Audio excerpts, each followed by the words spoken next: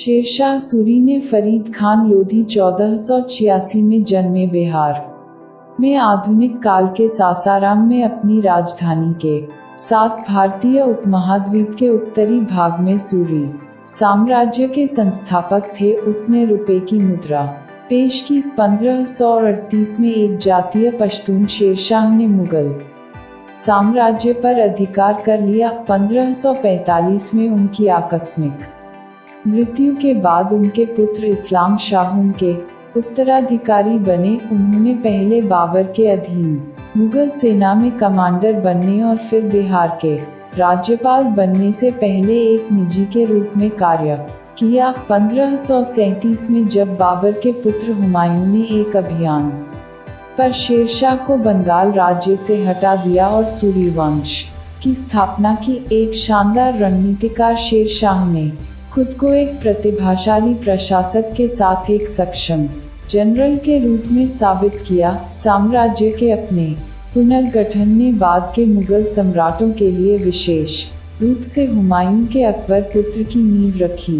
1538 से 1545 तक अपने 7 साल के शासन के दौरान उन्होंने एक नया आर्थिक और सैन्य प्रशासन स्थापित किया। ताका से पहला रुपया जारी किया और भारतीय उपमहाद्वीप की डाक प्रणाली का आयोजन किया। उनकी कुछ रणनीतियों और योगदानों को बाद में मुगल सम्राटों ने विचारधारा में बदल दिया। सबसे विशेष रूप से अकबर सूरी ने हुमायूं के दीनापना शहर को और विकसित किया और इसका नाम शेरगढ़ रखा और ऐतिहासिक शहर पाटलिपुत्र को पुनर्जीवित किया, जो कि 7वीं शताब्दी सीई के बाद से पटना के रूप में गिरावट में था। उन्होंने देश के सुदूर उत्तर पश्चिम में अफगानिस्तान में काबुल में बंगाल के प्रांत के सीमावर्ती चटगांव से ग्रैंड ट्रंक रोड का विस्तार किया। उनके नवाचारों और सुधारों का प्रभाव उनके संक्षिप्त शासनकाल से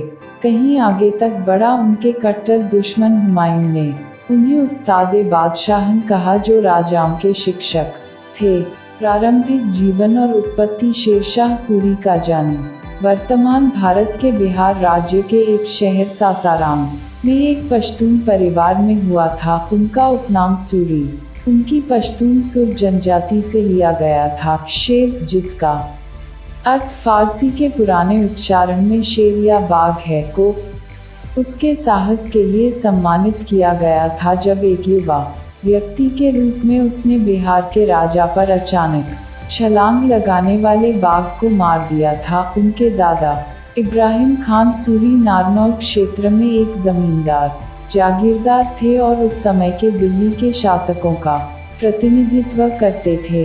बिहार और बंगाल की विजय। फरीद खान ने बिहार के मुगल गवर्नर बहार खान लोहानी के तहत अपनी सेवा शुरू की। उनकी वीरता के कारण बहार खान ने उन्हें शेर खान की उपाधि से सम्मानित किया। बहार खान की मृत्यु के बाद शेर खान नाबालिग सुल्तान जलाल खान का शासक बन गया। बाद में बिहार में शेरशाह की शक्ति में वृद्धि के बाद जलाल ने बंगाल के स्वतंत्र सुल्तान गयासुद्दीन महमूद शाह की सहायता मांगी। गयासुद्दीन ने जनरल इब्राहिम खान के अधीन एक सेना भेजी, लेकिन 1534 में उज्जैनिया राजपूतों और अन्य स्थानीय प्रमुखों के साथ गठबंधन करने के बाद शेर खान ने सूरजगढ़ की लड़ाई में बल को हरा दिया। इस प्रकार उसने बिहार पर पूर्ण नियंत्रण हासिल कर लिया। 1538 में शेर खान ने बंगाल पर हमला किया और महमूद शाह को हराया, लेकिन सम्राट हुमायूं के अचानक अभियान के कारण वह राज्य पर कब्जा नहीं कर सका। 26 जून 1539 को शेर खान ने चौसा के युद्ध में हुमायूं का सामना किया और उसे हराया। फरियाद-अल-दीन शार शाह की उपाधि को मानते हुए उन्होंने मई 1540 में कन्नौज में एक बार फिर हुमायूं को हराया और उसे भारत से बाहर कर दिया।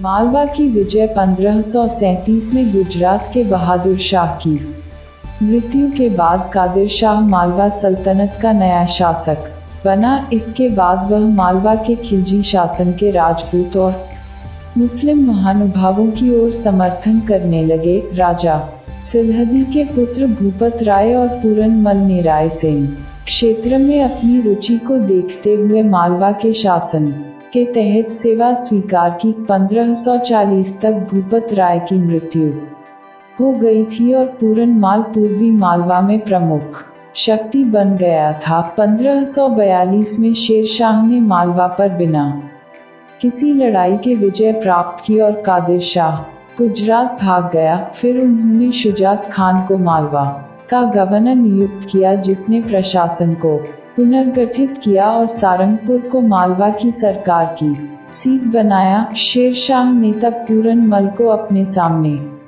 लाने का आदेश दिया। पूरनमल ने अपने आधिपत्य को स्वीकार करने पर सहमति व्यक्त की और अपने भाई चतुर्भुज को शेरशाह की सेवा में छोड़ दिया। बदले में शेरशाह ने पूरनमल और उसकी जमीन की रक्षा करने की कसम खाई।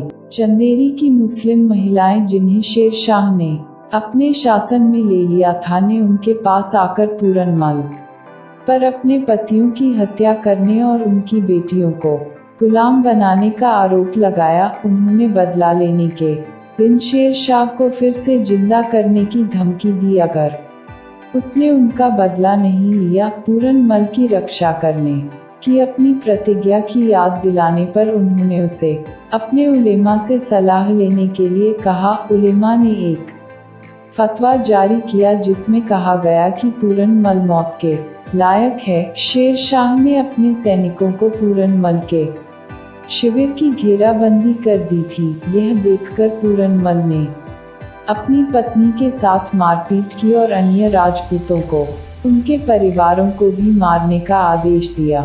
निजामुद्दीन अहमद लिखते हैं कि महत्व के 4000 राजपूत थे। अब्दुल कादिर बडौनी राजपूतों की संख्या 10,000 पर रखता है।